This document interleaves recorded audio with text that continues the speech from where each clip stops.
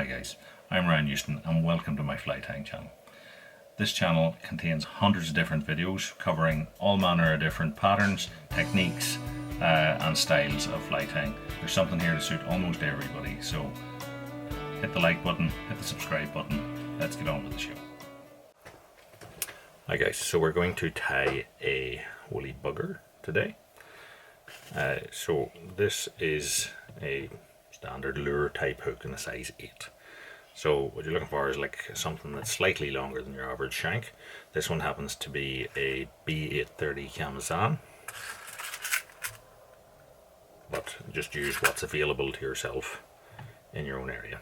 So I'm going to put on a little bit of weight to this fly, and I'm going to do that using medium lead wire, although you can use lead free depending on the rules and regulations where you are. So hold one end of it and then wrap it around the shank. Now what you'll find with lead wire is, because as you're wrapping it, it twists, it does tend to snap of its own accord.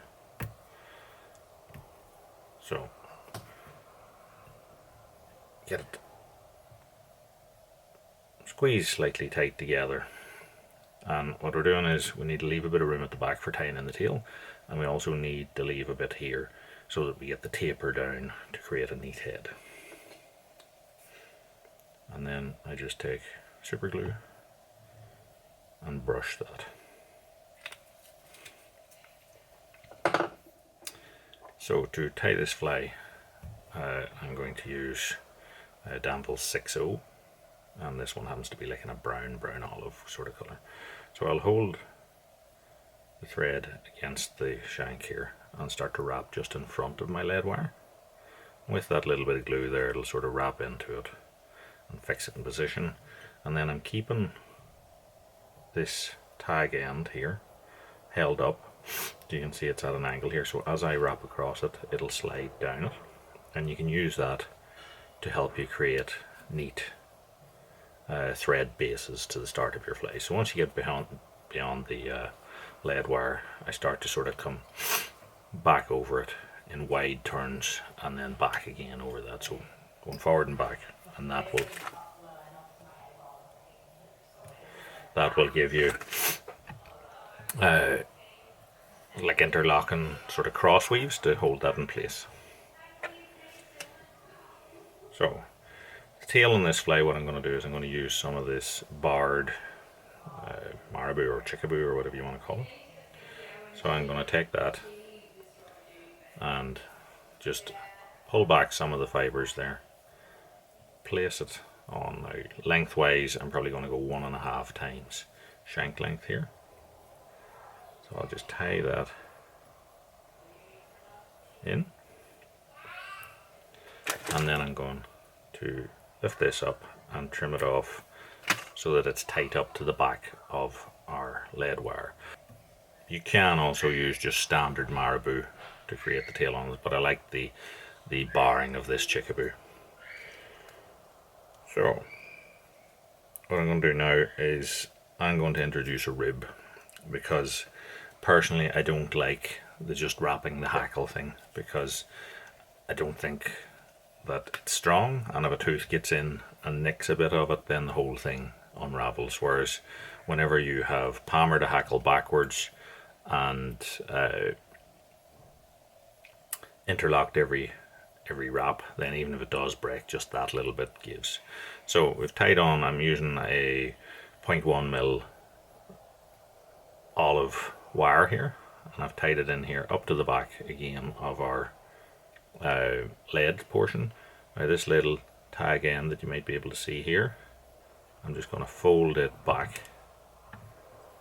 and then tie over it, and there's no way that rib is going to fall out.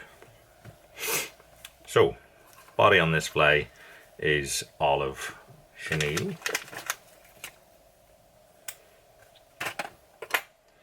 So use whatever you have. This one happens to be a suede chenille, so it's quite tight, but you could always use standard chenille as well, which gives you obviously a much thicker body. So with the suede chenille, what I'm going to do is I'm just going to take the very end of it here, and I'm going to pinch it and pull the fibres out, and then you can see here that we have exposed the core. So we'll tie the chenille in by the core, so I've just put a wrap across it, and what I want to do is put a couple of wraps on it. I haven't it really tightened down, and then what I'm going to do is I'm just going to pull my chenille very lightly so that where the core is stripped off just matches where the tail begins, and then tie it back to there. Then take our thread up to the front of the fly. So now we want to wrap the chenille forwards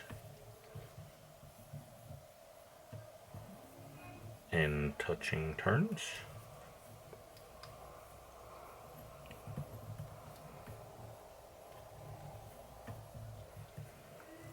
As we come here to the front, you just want to make sure there's no step as such, because otherwise it would just fall off the front. So having taken that taper out, that allows it just to taper down off of the lead underbody there. So we wrap over the tying of the chenille and then get in tight to the bottom of it and cut it off. So now we're going to hackle our fly. So as I said, a lot of woolly bugger videos will show you tying the hackle in by its tip at the point and wrapping it forward. As I said, this is an alternative way of doing what we're doing here. So what I'm going to do is take a saddle type feather. Again, here I'm using an olive barred or grizzle feather. So this one happens to have a little bit of webbiness at the front, but just as I said, use whatever is at hand or whatever you've got. What I'm going to do there is I'm going to tie that in. So as you can see, the shiny or good side of the feather is upwards, and the poorer side of the feather is the one that's facing down towards the fly. So this is now sitting up on top. What I'm going to do is I'm going to take a few of the fibres from this side. So that's the side that the feather is going to wrap this direction whenever we're wrapping it. But if we just take a few of those fibres there and just strip them off, what will happen is we have a slight little bit of bare stock then on the leading edge, and as we wrap, that will help it just to turn over and stay in line better. We put on our hackle pliers. As you can see here, this is the feather coming over and the leading edge being the first bit that is stripped. Okay, so what I'm going to do is I'm going to put in 2 or 3 wraps here at the front, and that creates sort of the start of our feather. If you want, you can sort of pull the fibres through and double them as you go. It's not 100% necessary, but we're going to take this back then down the shank, and again, length of hackle and how heavily dressed you want your fly depends on how many turns you're going to get here. And when we get to the back here, I'm holding it across. I'm going to take this rib and wind it up over that to hold it in place, and then start to take this rib up the body.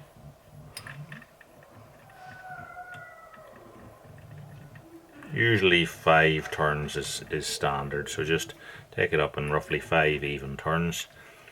The hackle then that it's at the back, because it's a wire rib, it should just be able to snap off if you pull it against the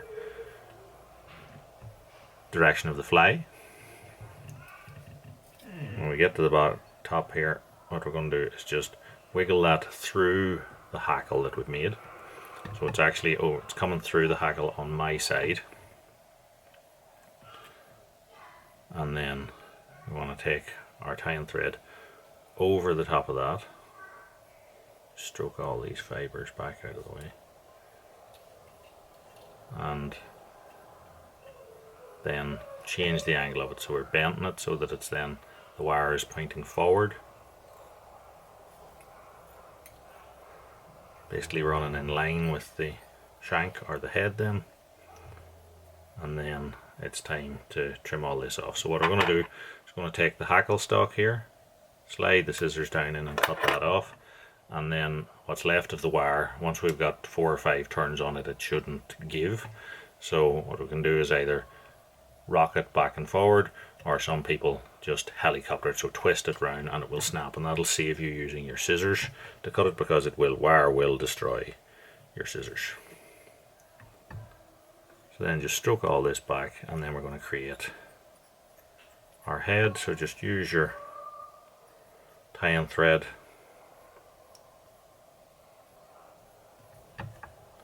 and create a nice, then it's time to finish the fly. So use your whip finisher or use your hands. Personally I use my hands.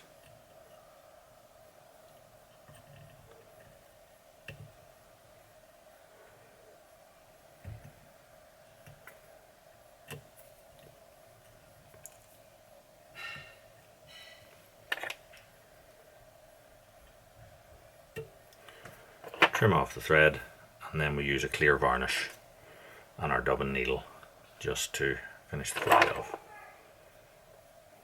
So clear varnish,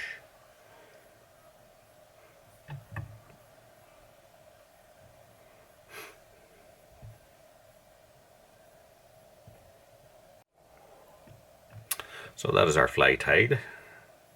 It's like a barred olive woolly bugger. Suppose that can imitate any manner of different things, from bait fish to mayfly nymphs to dragonfly nymphs. So very effective in general. So hopefully you liked the video. Hopefully it gave you some tips as to how to make your fly better proportioned or more durable. So if you liked the video, give us a like, subscribe, check out the hundreds of other videos that are on the channel, tell all your friends, and until next time, tight lines, and thanks for watching.